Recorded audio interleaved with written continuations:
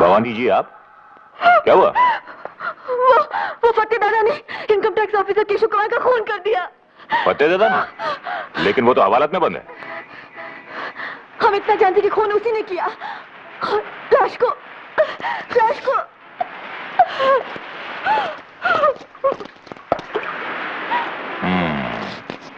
बहुत खूब। हवालात में बंद आदमी ने खून कर दिया और लाश बेपर के उड़ गई। क्या?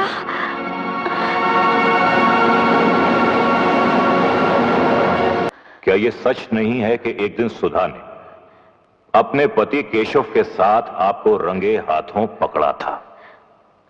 बोलिए बोलिए। नहीं नहीं नहीं, आप हमसे 100 बार पूछ चुके हैं और हम आपको 100 बार बता चुकी हैं कि सुधा को गलतफहमी हुई थी। कातिलाना क्लाइमेक्स तक पहुंची आपके पगले प्रेम की दर्दनाक दास्तान अब सुनाई डालिए। आपका बयान तो कुछ यूं होना चाहिए कि जब मैंने जवानी की दहलीज पर कदम रखा तो पिताजी केशव नाम के एक अनाथ लड़के को घर ले आए। राखी बंधवाकर वो मेरा भाई बन गया। लेकिन इस पवित्र रिश्ते की आड़ में मैंने उससे नाजायज ताल्लुकात कायम कर लिए।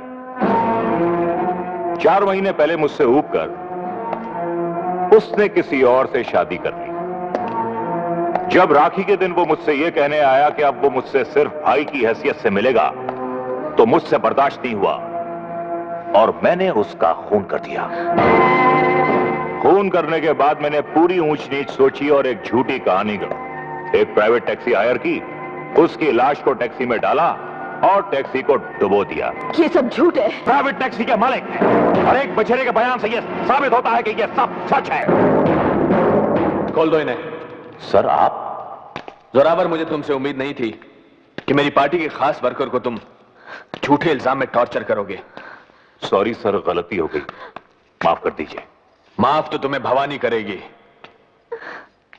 भवानी, मैं माफी चाहता हूं इस पुलिस ऑफिसर की ओर से, अपनी पार्टी की सरकार की ओर से और खुद अपनी ओर से।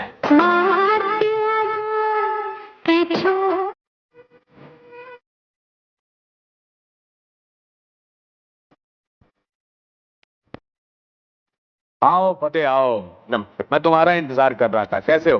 बस आशीर्वाद था। अरे अरे भाई, बहुत बहुत शाबाशी और बहुत बहुत शुक्रिया। आओ बैठो बैठो। नहीं, अरे बैठो भाई। यही ठीक यहाँ। भाई मंगल। हाँ जी, ये लो। ये लो। अरे इसकी क्या जरूरत? अरे रखो रखो। अब आगे के लिए क्या हुक्म है हुजूर? हुक्म क्या है, बस लंबी तान कर सो जाओ। एक बहुत खतरनाक अपराधी फतेह दादा पुलिस की हिरासत से भाग निकला है और नई सरकार के ईमानदार अफसरों तथा नेताओं को उससे जान का खतरा है। यदि फतेह दादा कहीं भी किसी को दिखाई दे तो कृपया 100 पर फोन कर दें। सूचना समाप्त। ये क्या हो रहा है? एक नाटक, सनसनीखेज सा। क्या मतलब?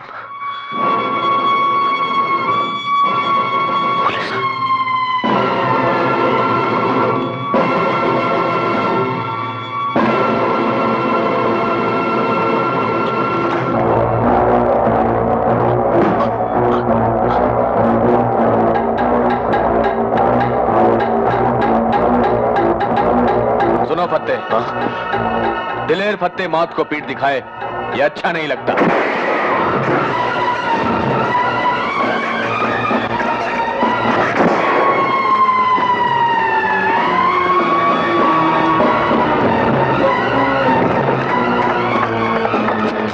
जोरावर सिंह, ईमानदार केशव का हत्यारा मुझे मारने आया था, मगर खुद मारा गया।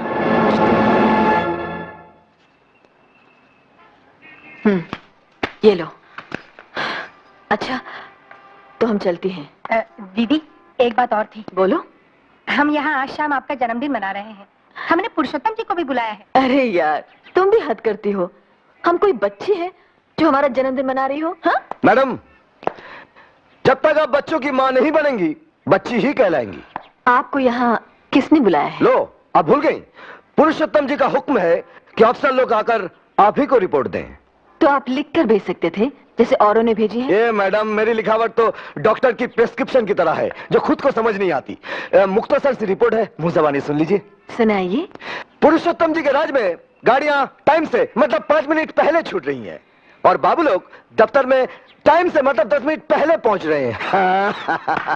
गुंडागर्दी की दुनिया में हर छोटी मछली बड़ी मछली के पेट में पहुंच चुकी है। और हाँ, घूस लेते हुए पकड़े जाने का डर दुगना हो गया है, इसीलिए घूस की रेट चौगनी हो गई है। हर निकम्मा ऑफिसर रिटायर किया जा रहा है, और काम का ऑफिसर उसी को समझा जा रहा है जो पुरुषोत्तम जी के लिए पैसे जुटाए।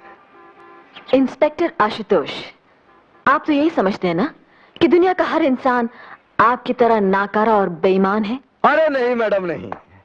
मैं समझता हूं इस दुनिया में 1 लाख में से फकत 99,999 इंसान बेईमान होते हैं। एक आपके जैसा नादान भी होता है जो हर बेईमान को ईमानदार समझता है। आप अपनी अक्लमंदी समेत फौरन यहां से चले जाइए।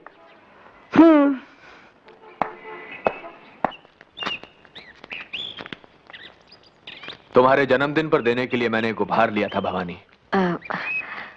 हम उसूलन उपहार नहीं लेती पुरुषोत्तम जी। मैं भी, क्योंकि उपहार की शक्ल में घूस देने की कोशिश भी की जा सकती है, लेकिन यह उपहार तुमको लेना ही पड़ेगा। खोल कर देखो।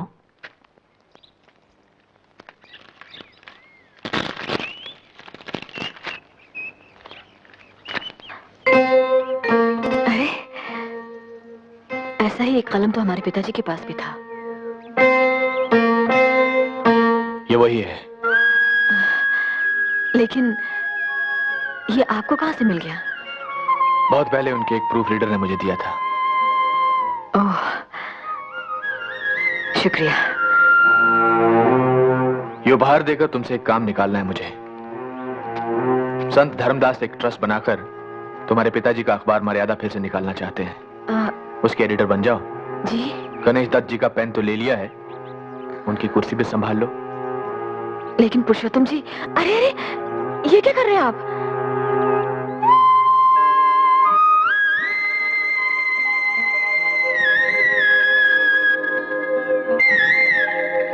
इस गरीब की जान बचा रहा हूं।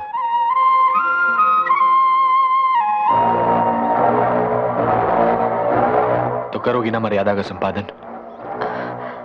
पुरुषोत्तम जी, हमारे पिताजी का अखबार किसी पार्टी का नहीं था। यह अखबार तुम्हारा होगा भवानी, किसी पार्टी का नहीं। तब तो कोई एतराज नहीं। तो सबसे पहले इस अखबार में हमें फतेह के गुरु सत्तार के खिलाफ आवाज उठानी है।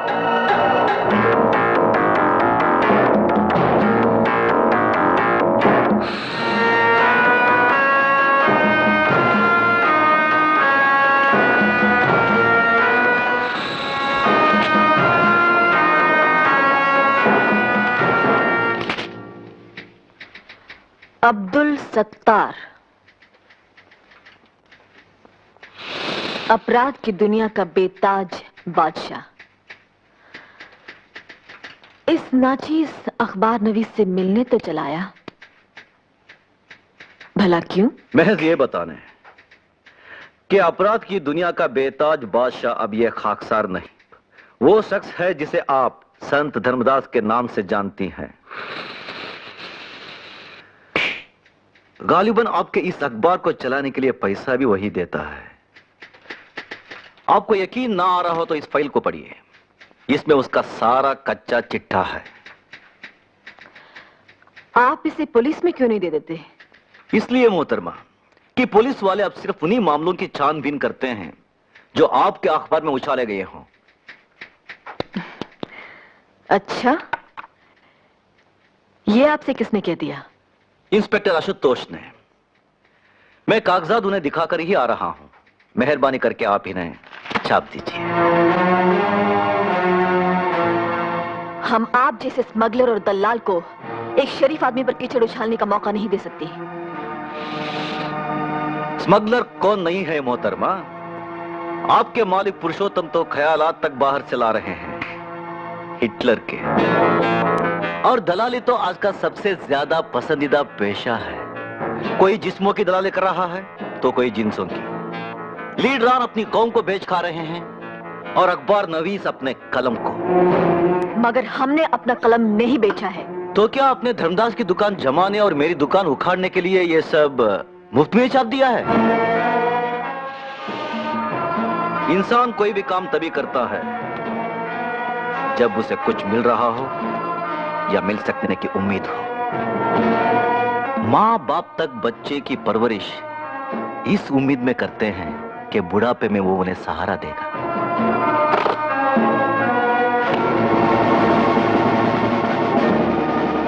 ये नजराना कबूल फरमाइए और धर्मदास के खिलाफ ये मैटर अपने यहां छाप दीजिए। बाप की ये कमाई आपको ही मुबारक हो। कागजात छोड़ जाइए और तशरीफ ले जाइए। अरे मैडम मैडम मैडम मैडम, एक तो शेर सुनती जाइए। जी धन्यवाद, हमें आपसे कोई शेर वेर नहीं। अरे शेर नहीं तो गधा सुन लीजिए अपने पुरुषोत्तम जी के स्वच्छ प्रशासन के बारे में।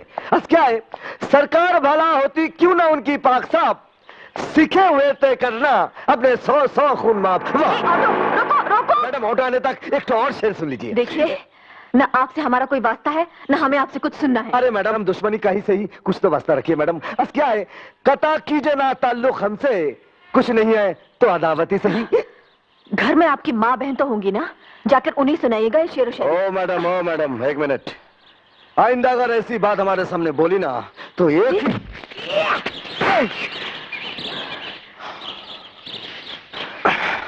शायद आप भूल गए कि हम ब्लैक बेल्ट हैं। मैडम, मैं शायद आपको बताना भूल गया कि मैं भी ब्लैक बेल्ट रह चुका हूं। हो सकता है कि आप कभी जूडो और कराटे चैंपियन रहे हो, और शायद मर्द और इंसान भी, मगर अफसोस अब नहीं। मर्द तो मैं हूं ही, और बदतमीजी बर्दाश्त नहीं करता। और एक बात सुन लीजिए मैडम, मैं भी एक इंसान हूं और मुझे भी बुरा लग सकता है। मेरी मां बचपन में मुझे छोड़ गई और मेरी बहन को उस भ्रष्टाचार ने मुझसे छीन लिया जिससे आप जुड़ रही हैं। हम भ्रष्टाचार से लड़ रही हैं। उस धर्मदास की खिदमत करके जिसने केशव का खून करवाया। अपने सत्तार मियां के सुर में सुर मिलाकर आप भी धर्मदास जी के खिलाफ झूठे इल्जाम लगा रहे हैं। झूठे इल्जाम? जी। देखिए, ये रिपोर्ट केशव ने पुलिस में दर्ज कराई थी। इसमें उसने धर्मदास से जान का खतरा होने की बात कही है। अगर ये कागजात फाइल से ठीक समय पर ना निकाले होते तो जोरावर सिंह कब का इन्हें फाड़ चुका होता। मैडम, कभी मुझसे धर्मदास के बारे में तहकीकात कराइए, फिर देखिए आपके सच के आश्रम में कितना पाप का घड़ा मिलता है।